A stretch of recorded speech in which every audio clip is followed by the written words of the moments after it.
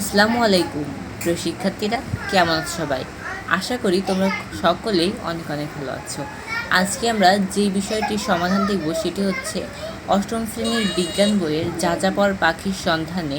এটি হচ্ছে বিজ্ঞান অনুশীলন বইয়ের কিছু ছকের সমাধান। তো চলো আর কথা না বাড়িয়ে শুরু করি। এখানে প্রথম ও দ্বিতীয় সেশনে তোমাদের একটা ছক রয়েছে, এই কথাগুলো তোমরা নিজেরাই পড়ে নেবে। এখানে আমি তোমাদের শুধু ছকটাই দেখিয়ে দিচ্ছি। এখানে বলেছে তোমার এলাকায় বিভিন্ন ধরনের পরিযায়ী পাখি আসে, সেই পাখিদের নামটা লিখতে বলেছে এবং তারা বছরের কোন সময় আসে সেগুলো উল্লেখ করতে বলেছে। তো দেখো, আমি আমার এলাকার নাম দিয়েছি চুকনগর, ডুমরিয়া, খুলনা।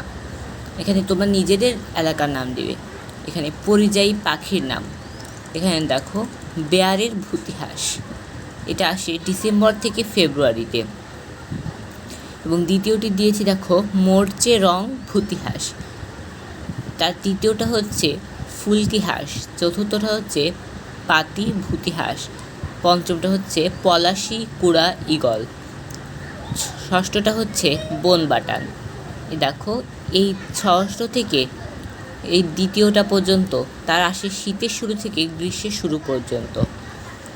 এবার সপ্তমটা হচ্ছে পান্না কোকিল, এটা আসে এপ্রিল থেকে জুলাই মাসে।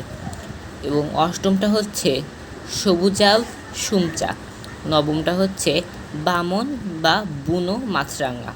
এবং এই দুটি পাখি আসে এপ্রিল থেকে সেপ্টেম্বরের ভিতর। দশম নম্বরে রয়েছে নীল লেজ সুই চোরা, এটি আসে মার্চ থেকে জুন মাসের মধ্যে। তো শিক্ষার্থীরা, তোমরা দেখে নিলে এই ছকটার সমাধান।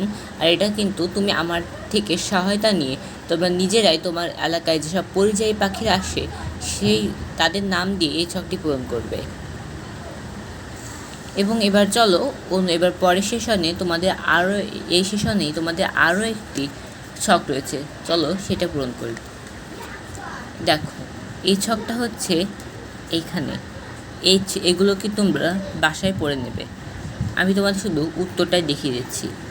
গ্লোবের উপর থেকে নিচে লম্বালম্বি যে রেখাগুলো থাকে সেগুলো দ্রাঘিমা রেখা ও দুপাশে আড়াআড়ি টানা রেখাটা অক্ষরেখা। কোনো স্থানের ভৌগোলিক অবস্থান জানার জন্য ব্যবহৃত হয় অক্ষরেখা ও দ্রাঘিমা রেখা। তো শিক্ষার্থীরা, তোমরা প্রথম ও দ্বিতীয় সেশনের দুটি ছকের উত্তরই তোমরা দেখে নিলে।